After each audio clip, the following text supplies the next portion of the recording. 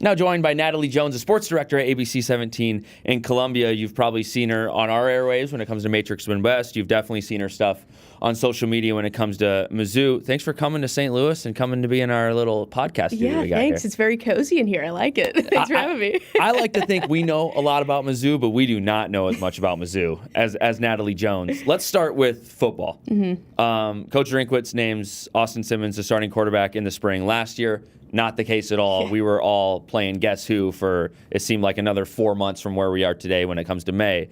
Why do you think it was important for him to kind of get that out of the way early in the spring? Well, I think it was really surprising to a lot of us. I think we were at the NCAA tournament here in St. Louis, and that news came out, and I just remember looking at the fellow media members there like, oh, wow, we did not expect this kind of news. Yeah, exactly. We all looked at each other like, oh, wow, didn't expect this right now, right? And I think it was a good move, though, because if you look at what happened last year, I don't think leadership really ever took hold.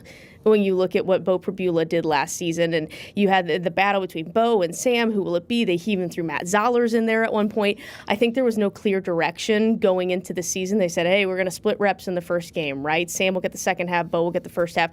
I think letting Austin come in, I think you go into the portal, you get a quarterback of Austin's caliber.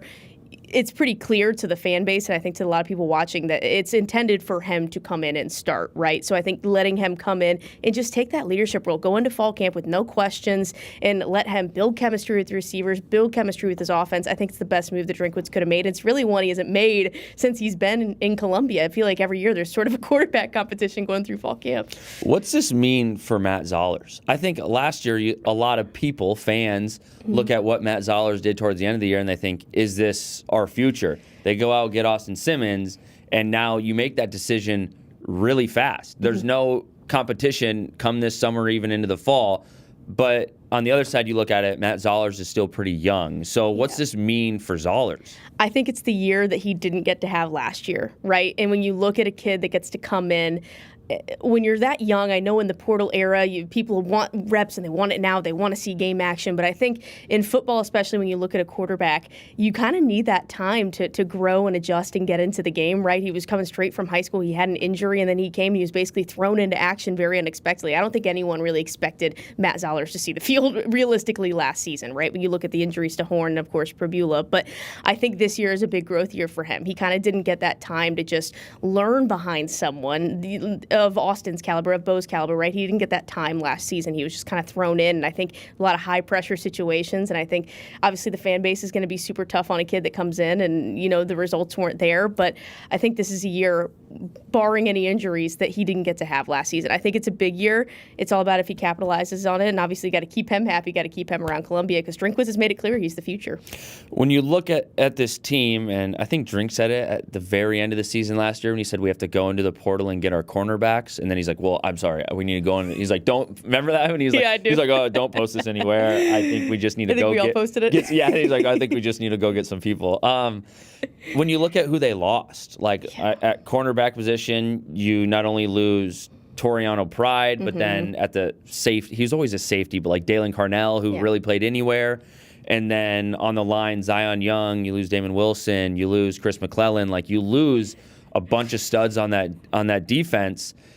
I don't really keep up that. I keep up with the portal, but it can get exhausting for a lot of people, I think, to keep up with the portal as much as people are expected to keep up with the portal. Yeah.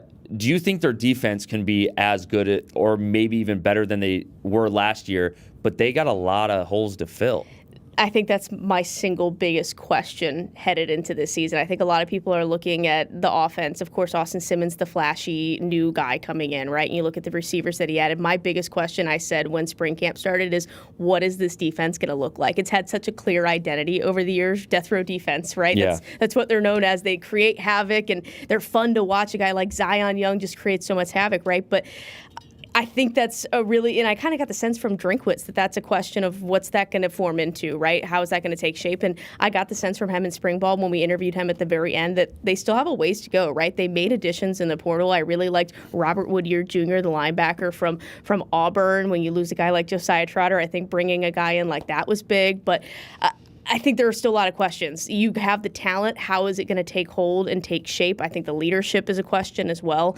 I think that's probably the biggest thing to watch headed into fall camp on how that kind of takes shape. And I think it's the thing we'll be asking Drinkwitz about the most, I would say.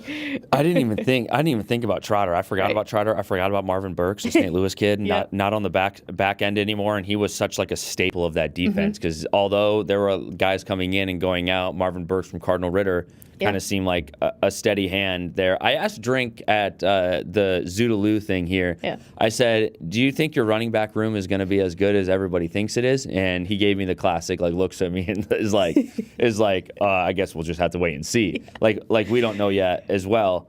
But when you look at the weapons that they've acquired on offense, not only do you probably have, I mean, I don't know all the tandems in the country, but you probably have a top 3, top 5 tandem in the country when it comes to running backs, and Jamal Roberts and Ahmad Hardy. And then Austin Simmons, if he can be the quarterback you think he can be, you kind of do have to fill some wide receiver spots.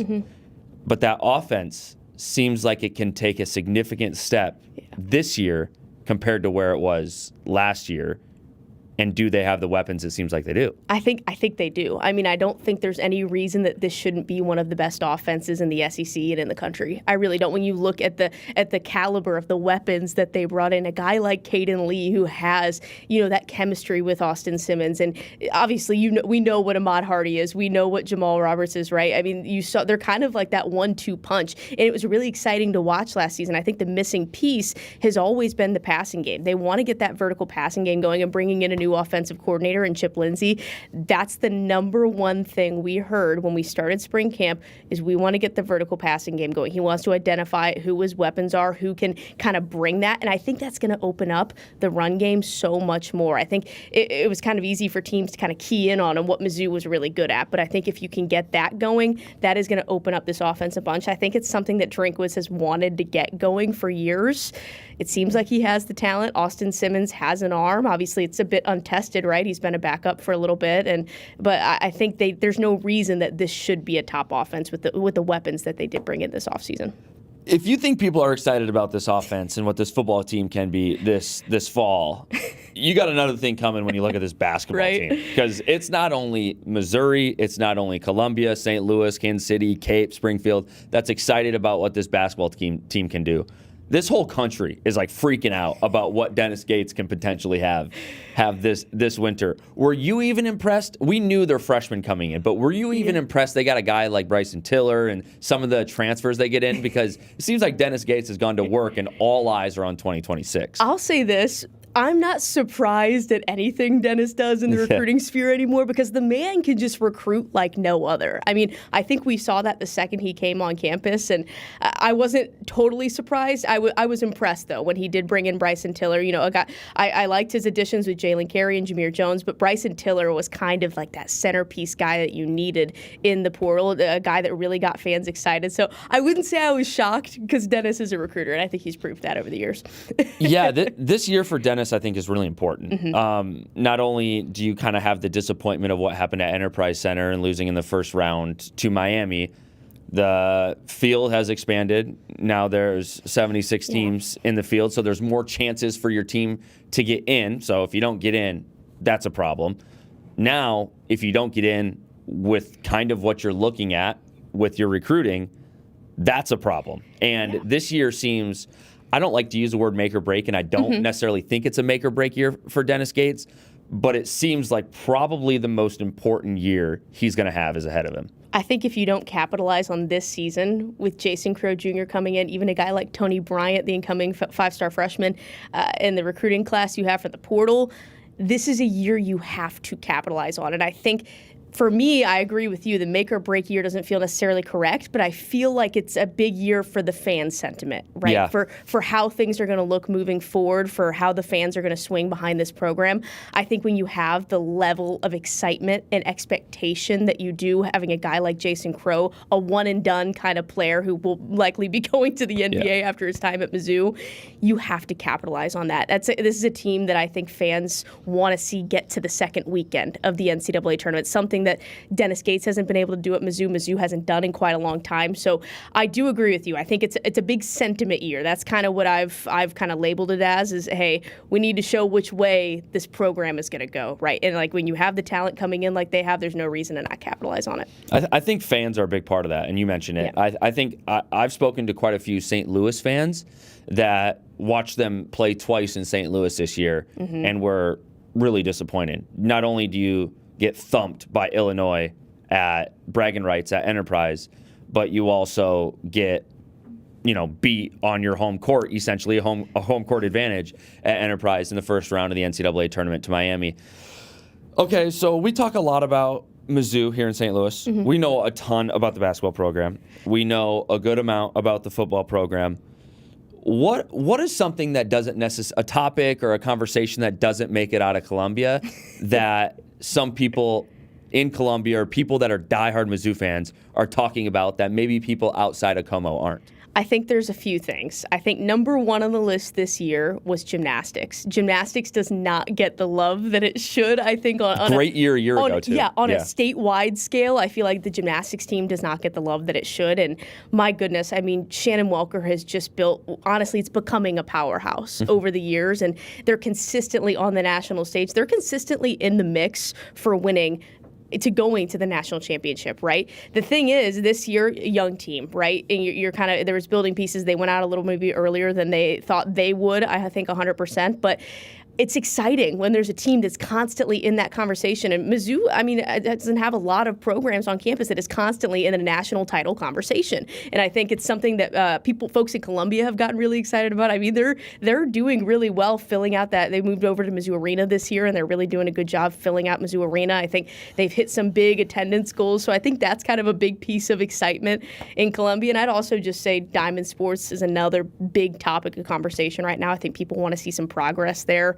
Softball, just missed their second straight NCAA regional, and they had made 17 straight before that. So I think that's right now what's on the minds of a lot of Mizzou fans out in Columbia, but don't know if it's necessarily hitting the statewide scale like football and men's basketball is, but I think that's the big topics, yeah. When talking to Laird Veach when he was at Chicken and Pickle in St. Charles, we asked him about why St. Louis matters so much to Mizzou. And one of the things he mentioned was when you look at the North End Zone project, a lot of the suites they're selling, a lot of the tickets and the big, enterprise sections they're selling are St. Louis buyers. Yeah. They're Mizzou alum, Mizzou fans from St. Louis coming over there.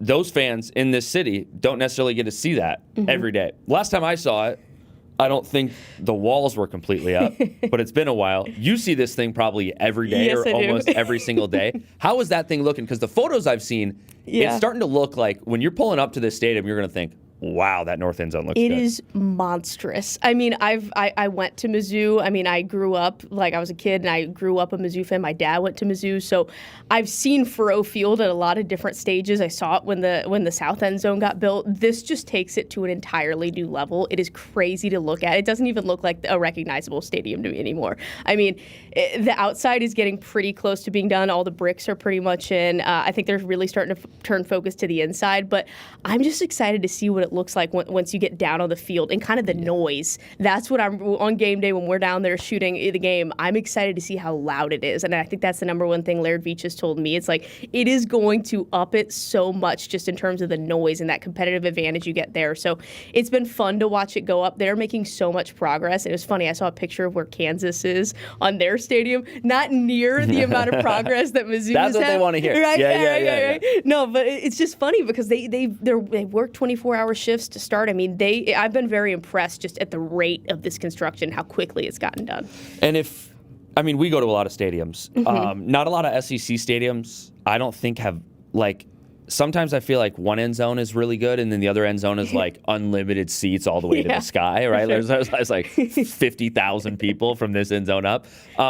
Vanderbilt just kind of seems like a blueprint for what this for what Faurot Field can be, because both sides are very suite heavy, and I liked Vandy Stadium. I thought it was sick, and I think Mizzou's opportunity they have with both end zones being full suite looks really cool, and it's perfect for what they are, because they are not 110,000 person stadium. Oh, I 100% agree. I think it was a really good move, because I think if you would have filled that with just kind of general seats, right, I think it would have been tough to maybe fill all of that out. But the suite really makes it a fun environment, and I think the kind of amenities that you get with the suites, and honestly, I think the biggest part of this is just the money that it's going to generate for rev share, for NIL. I think all of this is kind of going towards that, because of course that's what all of college athletics is going towards. So I think it was a savvy move, kind of making, because obviously the South End Zone, there is suites, but there's a lot dedicated to the football team, right? Because that's where the locker room is, that's where the weight room is.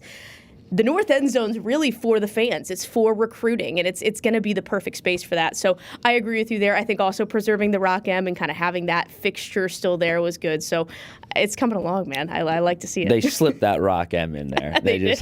We realized it might not be the biggest Rock M you've ever seen. Probably not. But we're just going to put this. It's there. We're going to keep you happy, and we're going to put this right in there. I think it's going to look really cool. If you want to know anything about Mizzou, and I mean this genuinely, you have to follow Nathalie Jones, because anything that ever happens in Como with that logo, Nathalie Jones is on it, and she's talking to somebody about it. Nathalie, thanks for coming in studio today, chatting a little Mizzou, and we look forward to how much more Mizzou talk we're going to have over the next 5, 6, 7 months or so. Yeah, thanks for having me.